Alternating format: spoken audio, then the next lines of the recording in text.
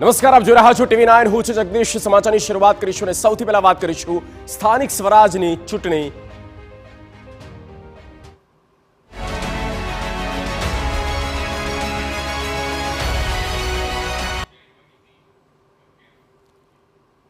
તો ચૂંટણીની જાહેરાત, જી હા, સ્થાનિક સ્વરાજની ચૂંટણીની ઓફિશિયલ અનાઉન્સમેન્ટ થઈ ચૂકી છે. 66 નગરપાલિકાની ચૂંટણી માટે 16 ફેબ્રુઆરીએ મતદાન થવાનું છે. 18 ફેબ્રુઆરીએ મતગણતરી હાથ ધરવામાં આવશે. કુલ 2178 બેઠકો પર મતદાન થવાનું છે, જેમાં ગાંધીનગર, કઠલાલ, કપડવંજ તાલુકા પંચાયત છે.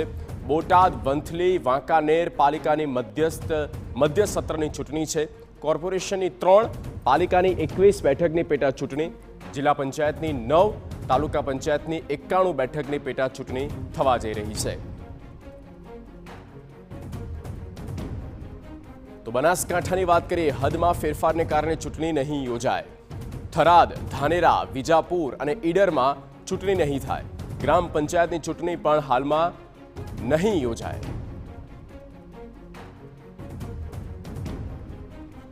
ચૂંટણીનો જે આખો કાર્યક્રમ છે, હવે તેની પણ વાત કરીએ. 27મી જાન્યુઆરીએ ચૂંટણી જાહેરનામું પ્રસિદ્ધ થવાનું છે. 1 ફેબ્રુઆરી સુધી ફોર્મ ભરી શકાશે. 3 ફેબ્રુઆરી સુધી ફોર્મ ચકાસણી કરવામાં આવશે. 4 ફેબ્રુઆરી સુધીમાં ફોર્મ પરત ખેંચી શકાશે. 16 ફેબ્રુઆરીએ મતદાન થવાનું છે. 16મીએ સવારે 7 વાગ્યાથી સાંજે 6 વાગ્યા સુધી મતદાન થશે અને 18મી ફેબ્રુઆરીએ મતગણતરી હાથ ધરવામાં આવશે.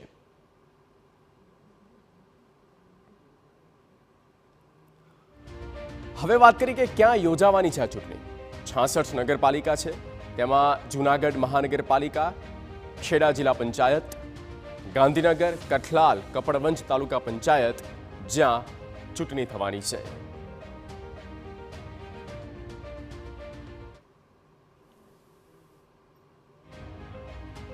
તો ક્યાં નહીં યોજાય ચૂંટણી તેની પણ વાત કરીએ. બનાસકાંઠામાં હદમાં જે ફેરફાર થઈ રહ્યો છે તેના કારણે ચૂંટણી નહીં થાય. તેમાં થરાદ, ધાનેરા, વિજાપુર, ઈડરમાં પણ ચૂંટણી નહીં થાય. ગ્રામ પંચાયતની ચૂંટણી પણ હાલમાં તે જિલ્લા અંતર્ગત નહીં યોજાય. બનાસકાંઠામાં ફેરફાર હદમાં જે થઈ રહ્યો છે અને નવો જિલ્લો બની રહ્યો છે, માટે બનાસકાંઠા અંતર્ગત આવતી તાલુકાઓમાં ચૂંટણી નહીં થાય. તેની સાથે ઈડરમાં પણ ચૂંટણી નહીં યોજાય. ચૂંટણી જાહેરાત એટલે આજની તારીખે છે, અત્યારે થઈ રહ્યા છે 21/1નું. જાહેરનામાનું પ્રસિદ્ધિકરણ તારીખ 27/1/25. ઉમેદવારી પત્ર ભરવા માટે છેલ્લી તારીખ 1/2/2025. ઉમેદવારી પત્રોની ચકાસણી 3/2/25. ઓકે. ઉમેદવારી પત્ર પાછી ખેંચી લેવા માટેની છેલ્લી તારીખ 4/2/2025. મતદાનની તારીખ 16/2/2025 રવિવારે ને સવારના 7 વાગ્યાથી સાંજે 6 વાગ્યા સુધી. પુનઃ મતદાન પ્રશ્ન હોય તો એ 17/2/25ના તારીખે, અને મતગણતરી તારીખ 18/2/25.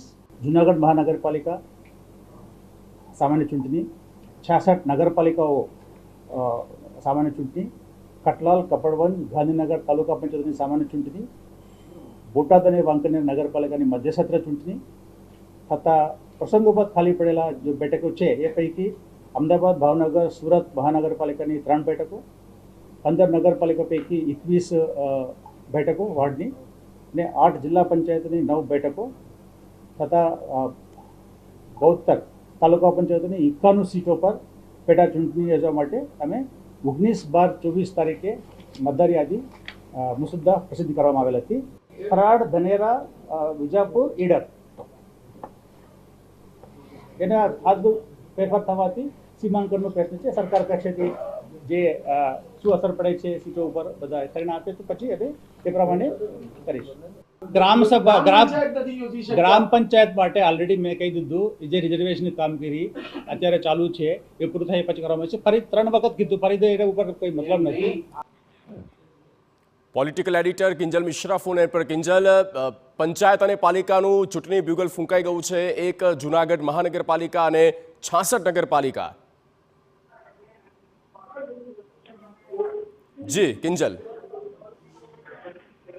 દેખો ખાસ કરીને જે ગ્રામ પંચાયતો છે, ગ્રામ પંચાયતનું શેડ્યુલ જાહેર નથી કરવામાં આવ્યું. માનવામાં એવું આવી રહ્યું છે કે આ જે ગ્રામ પંચાયતો છે તેનું શેડ્યુલ જે 19 ફેબ્રુઆરી બાદ એટલે કે માર્ચ મહિનામાં યોજાઈ શકે છે, પરંતુ જે નગરપાલિકાઓની રાહ જોવામાં આવી રહી હતી તે નગરપાલિકાઓની જે ચૂંટણીઓ છે તેની જાહેરાત જોવામાં આવી રહી હતી. તે નગરપાલિકાઓની જે ચૂંટણીઓ છે તેની જાહેરાત કરી દેવામાં આવી છે. તેની સાથે જ વાત કરવામાં આવે તો જૂનાગઢ મહાનગરપાલિકા અને તેની સાથે જે બીજી મહાનગરપાલિકાઓની પેટા ચૂંટણીઓ છે, અંદાજે 90 જેટલી જે પેટા ચૂંટણીઓ છે તે જાહેર કરવામાં આવી છે. મહત્વની બાબત એ પણ છે કે જે રીતે આખું જે કહી શકાય કે જે કમિશનના રિપોર્ટ હતા, ઓબીસીની અનામતની જે વાત હતી, 27% ઓબીસીની વાત હતી, અને ત્યારબાદ જે આ ચૂંટણીઓ છે તે યોજાઈ રહી છે અને તેને લઈ અને ખાસ કરીને સ્થાનિક સ્વરાજની ચૂંટણીઓની અંદર નગરપાલિકાની જે ચૂંટણી છે એ ખૂબ મોટો કહી શકાય કે વર્ગ છે, કેમ કે જે સમય ગયો છે તે સમય આખરે કયા નગરપાલિકાની અંદર કયો ક્લસ્ટર આવે છે તેને લઈ અને આજે તમામ સમય ગયો છે અને તેને લઈને જે ડિટેલ સંપૂર્ણ છે તે આપવામાં આવી છે.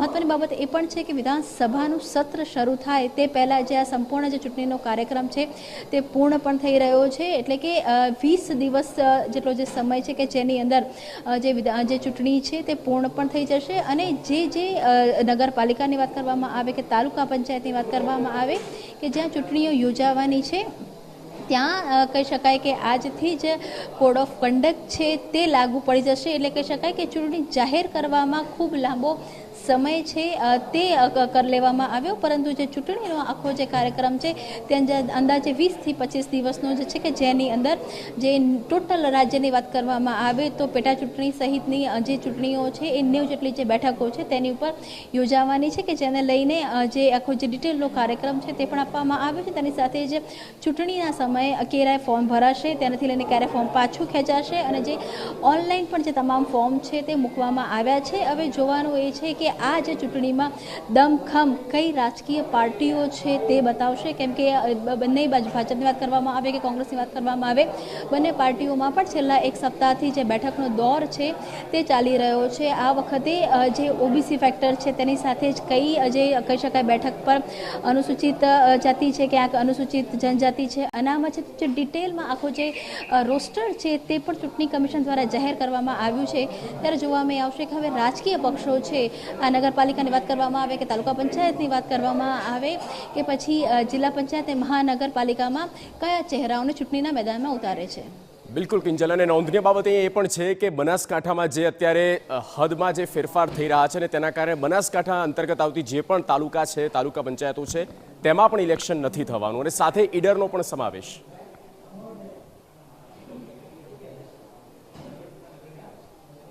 જે બિલકુલ બનાસકાંઠાની વાત કરવામાં આવે તો બનાસકાંઠાને લઈને ભલે નોટિફિકેશન જાહેર કરવામાં નથી આવ્યું, પરંતુ બનાસકાંઠાની જો વાત કરવામાં આવે તો બનાસકાંઠાના જે 2 જિલ્લા છે તેની જાહેરાત કરી દેવામાં આવી છે. સ્વાભાવિક રીતે કે ત્યાં જિલ્લા પંચાયતની ચૂંટણી છે તે હાલમાં નહીં થાય, તેની સાથે જ તેની હદમાં આવતી જે નગરપાલિકા છે, તાલુકા પંચાયતો છે તેમાં ચૂંટણી નહીં થાય તે પ્રકારની પણ સ્પષ્ટતા છે તે કરવામાં આવી છે. તેની સાથે જ ઈડરની વાત કરવામાં આવે તો ઈડરમાં પણ હાલમાં ચૂંટણી નહીં થાય તે પ્રકારની સ્પષ્ટતા કરવામાં આવી છે. તેની સાથે જે 69 બેઠકો છે કે જ્યાં ચૂંટણી થશે તેનો જે સંપૂર્ણ કાર્યક્રમ છે તે જાહેર કરવામાં આવ્યો છે. એક તરફ જોવા મળી રહ્યું છે કે ભાજપ કે કોંગ્રેસ તેમણે તૈયારી તો શરૂ કરી દીધી હતી, પરંતુ હવે જે ઉમેદવારી ફોર્મ ભરવાથી લઈ અને ફોર્મ પાછું ખેંચવા સુધીનો જે સમય છે તે ખૂબ જ ઓછો છે.